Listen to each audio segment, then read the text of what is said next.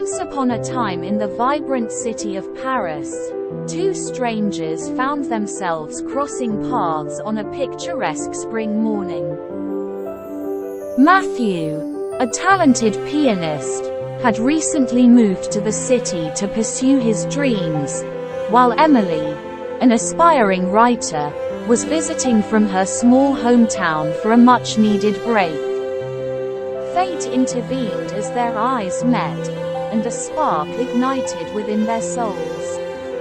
As Matthew played a melodious tune on a street corner, Emily, captivated by his music, approached him. They engaged in a deep conversation about the dreams, passions, and the beauty of the city that surrounded them.